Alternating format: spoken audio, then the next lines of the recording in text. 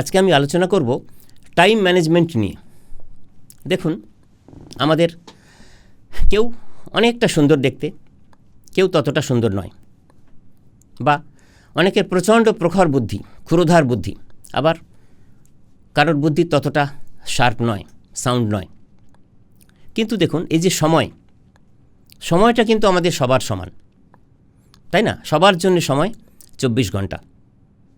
Mark জুকেরবার্গেরও 24 ঘন্টা, বিল গেটসেরও 24 ঘন্টা, আমার আপনার সবার 24 ঘন্টা। তো আসলে এই 24 ঘন্টার মধ্যে কতটা সময় আমরা প্রোডাক্টিভ থাকছি, সেটাই হচ্ছে আমাদের সময়ের মূল্য নির্ধারণ। 24 ঘন্টা থাকলেই হলো না। তো আমরা সংক্ষেপে ভাইব্রেশনসটা বুঝে নেব যে টাইম কেন ম্যানেজ করা দরকার। ধরুন কীরকম হয়, ধরুন আপনি বাইক চালাতে জানেন, বাইক চালিয়ে আপনি কোনো একটা সিগনালে দাঁড়িয়ে আছেন।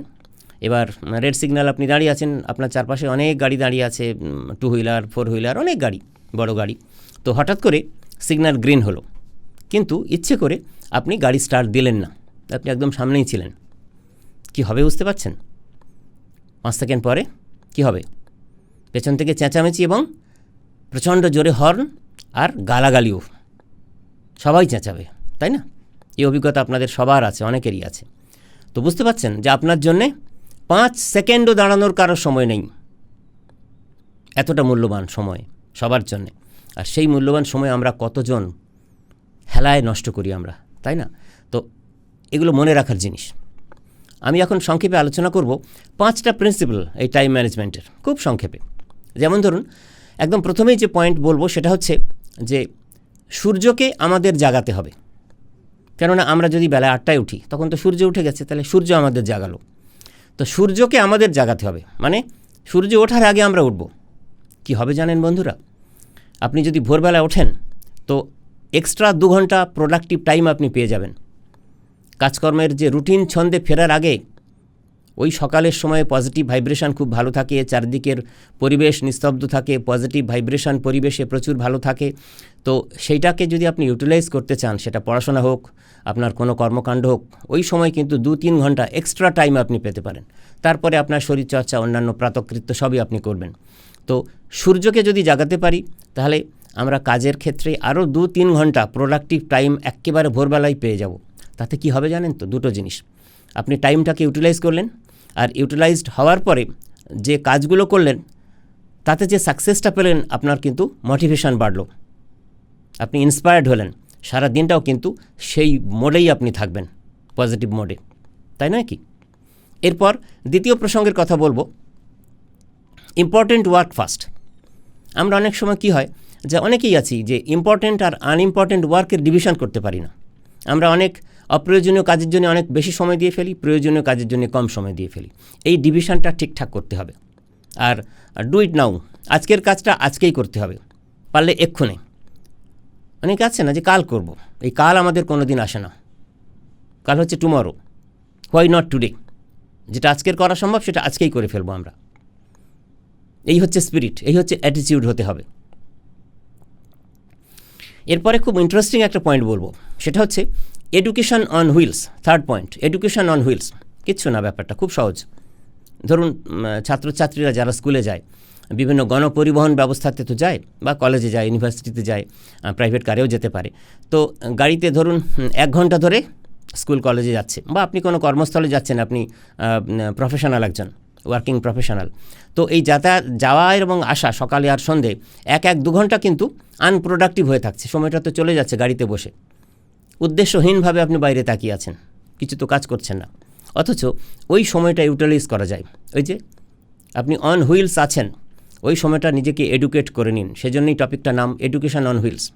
মানে হিসেব করলে যদি 25 দিন আপনি, রবিবারগুলো বাদ দিয়ে 25 দিন যদি আপনি কর্মস্থলে যান, আমি ওয়ার্কিং প্রফেশনালসদের বলছি বা ছাত্রছাত্রীদের বলছি, যদি তোমরা স্কুল বা কলেজে যাচ্ছ, তো 1-2 ঘন্টা প্রতিদিন ইন্টু 25 দিন, মানে মাসে 50 ঘন্টা তুমি কিন্তু গাড়িতে বসে পড়াশোনা করে নিতে পারো। অনেকটা কাজ কিন্তু এগিয়ে নেওয়া সম্ভব। একজন ওয়ার্কিং প্রফেশনালস তার যে প্রফেশন, সেই রিলেটেড পড়াশোনা তিনি চর্চা করে নিতে পারেন, নিজেকে আপগ্রেড করে নিতে পারেন। আসলে আমরা তো আজকে আলোচনা করছি টাইম ম্যানেজমেন্ট নিয়ে। সেজন্যে দেখুন কত প্রোডাক্টিভ টাইম আমরা নষ্ট করে দিই। আমি সেটা বোঝানোর জন্যই এই টপিকটার অবতারণা করলাম। এরপরে চতুর্থ পয়েন্টের কথা বলবো, stop watching TV and Netflix. একটা কথা মনে রাখবেন, when you get something free, you are the product. এটা মনে রাখতে হবে। যেমন ধরুন, আমরা সারাদিন ধরে টিভি দেখছি, খবর শুনছি, এটা দেখছি, ওটা দেখছি, নেটফ্লিক্সে সিনেমা দেখছি। মজার কথা কি জানেন? ধরুন ইন্ডিয়া জিম্বাবুয়ের ক্রিকেট ম্যাচ হচ্ছে, ওয়ানডে। বিশ্বাস করুন, যারা খেলছে না সে খেলোয়াড়দের ফ্যামিলির, টেস্ট ম্যাচ ধরুন, খেলোয়াড়দের ফ্যামিলির লোকেরা দুটো দলেরই কেউ ম্যাচটা দেখছে না। আর আমরা টিকিট কেটে 5 দিন ধরে, টেস্ট ম্যাচ 5 দিন ধরে মাঠে গিয়ে খেলা দেখছি। এই যে একটু আগে বলছিলাম যে people West major time in minor activity and spend minor time in major activity. অনেকেই এই ভুলটা আমরা করে বসি, সেগুলো থেকে সরে আসতে হবে।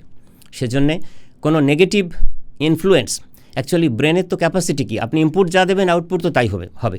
সকালবেলাতে আপনি যদি খবরের কাগজ পড়েন, টিভি দেখেন, সকালে উঠেই প্রথম 1 ঘন্টা 2 ঘন্টা ইনপুট তো সব নেগেটিভ হলো। সেখানে তো খুন, ধর্ষণ, যুদ্ধ, বিগ্রহ, যত কিছু নেগেটিভ।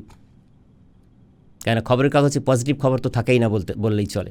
তাহলে ওই নেগেটিভগুলো আপনার ভেতরেও সঞ্চারিত হবে। আপনার জীবনের সঙ্গে সম্পৃক্ত না হলেও কিন্তু আপনার মধ্যে সেটার ছায়া ফেলবে অনেক বৃহত্তরভাবে, আপনার পারফরম্যান্সের ওপরে তার প্রভাব পড়বে সারাদিনের উপরে। সেগুলো ওই সময় দেখা চলবে না। দেশ, সমাজ, কাল, বিশ্ব সম্পর্কে জানা আগ্রহ খুবই দরকার, কিন্তু সেটা দিনের শেষ সময় কোনো একটা সময় 2-5 মিনিট 10 মিনিটের জন্য নেবেন, দিনের বেলা নয়। তাহলে আপনার পারফরমেন্স কমে যাবে, আপনার টাইমকে আপনি ম্যানেজ করতে পারবেন না।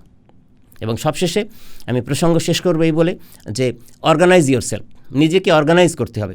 কীরকম হয় জানেন তো? মানে ধরুন আজকে রাত্রিবেলা শুতে যাওয়ার আগে আপনি যদি টু ডু লিস্ট না করে নেন কালকের জন্যে, তাহলে কালকের দিনটা ওইরকমভাবেই কেটে যাবে। ধরুন আপনার 10টা কাজ করার আছে কালকের, আপনি ভাবলেন আমার মাথায় আছে। বিশ্বাস করুন, নিজের স্মৃতিশক্তির ওপরে ভরসা করবেন না। লিখে রাখুন।